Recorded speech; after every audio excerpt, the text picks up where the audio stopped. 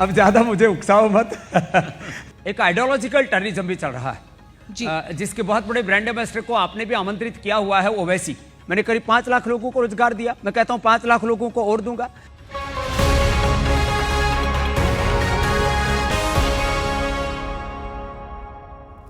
स्वामी जी हमारे साथ मौजूद हैं।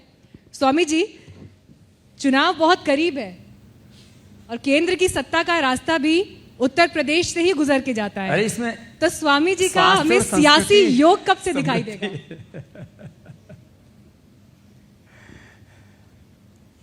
सियासी योग कब से जमीन पर करते दिखाई देंगे स्वामी रामदेव? आप जो है सबकी बात कर रहे हैं, इसमें स्वास्थ्य भी है, इसमें संस्कृति भी है, इसमें समृद्धि भी है।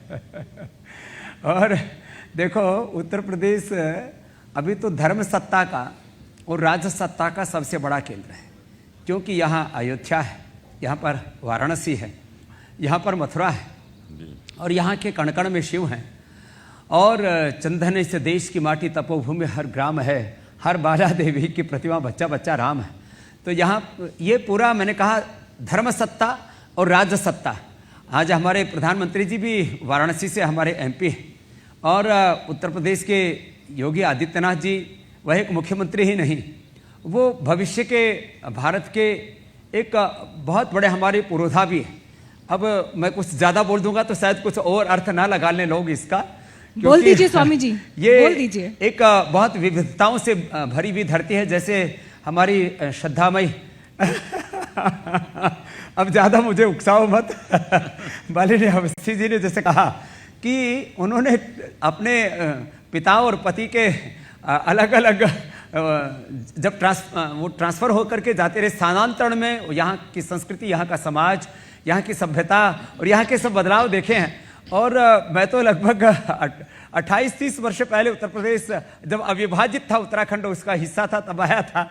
और जन्म यद्यपि माँ राजस्थान से, पिता का शरीर हरियाणा से, जन्म हुआ राजस्थान के हरियाणा के बॉर्डर पर। और मेरी जो है मैं कहूँगा मेरा दिव्य जन्म, मेरी आध्यात्मिक जो भूमि है, मेरी आत्मबोध की भूमि उत्तराखंड है। और उत्तर प्रदेश में वैसे तो मैं पूरे देश में कोई भेद नहीं करता, लेकिन मैं ये जरूर देखता हूँ कि आने वाला भारत का राजनीतिक भविष्य, भारत का सांस्कृतिक भविष्य और भारत की वैचारिक एकता, क्योंकि इस देश में एक इंटेलेक्चुअल टेररिज्म, एक आइडियोलॉजिकल टेररिज्म भी चल रहा है जी। जिसके बहुत बड़े ब्रांड एम्बेसडर को आपने भी आमंत्रित किया हुआ है, ओवैसी।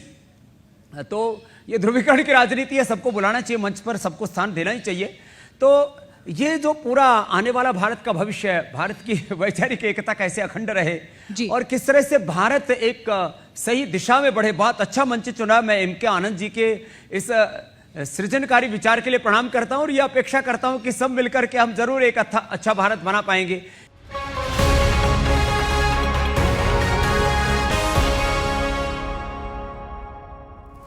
मीनाक्षी जी, राम मंदिर मात्र कोई एक कलाकृति विशेष या कोई एक प्रतिमा विशेष या एक सिंबॉलिक नहीं है।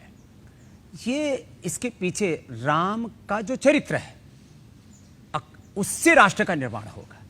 तो भारत का जो नवनिर्माण का संकल्प जो नवभारत का है, टाइम्स नाउ का है, जो पुनी 200 वर्षों की एक बहुत बड़ी सघन साधना की है पत्रकारिता की, पत्रकारिता को जिन्होंने धर्म मान करके निभाया और यहाँ तक पहुँचे आप, तो मैं कहूँगा कि राम मंदिर निर्माण वह राष्ट्र निर्माण का एक हमारा संकल्प है, वो हमारी आत्मा है। और राम हमारी आत्मा है, राम हमारी अस्मिता है, राम हमारा अध्यात्म है, राम हमारा धर्म है, हमारी संस्कृति है, हमारी सभ्यता है, राम हमारे लिए राष्ट्र है। तो राम मंदिर निर्माण के साथ उत्तर प्रदेश से, जिसको अभी अनूप जी ने ठीक ही कहा, एक उत्तम प्रदेश से लेकर के एक राष्ट्र निर्माण के हमें सोपान चढ़ने पड़ेंगे।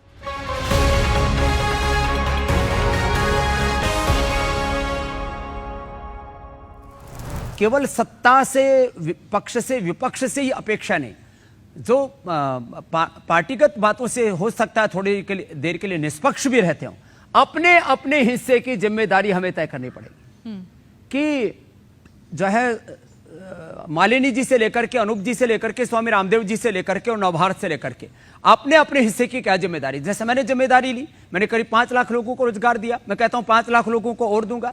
मैंने संकल्प लिया मैं 1 करोड़ से ज्यादा बच्चों को पढ़ाऊंगा, 1 लाख से ज्यादा क्षमता वाला विश्वविद्यालय पूरी दुनिया का वो बनाऊंगा। मैंने संकल्प लिया कि मैं भारत से ही पूरी दुनिया को स्वस्थ बनाऊंगा।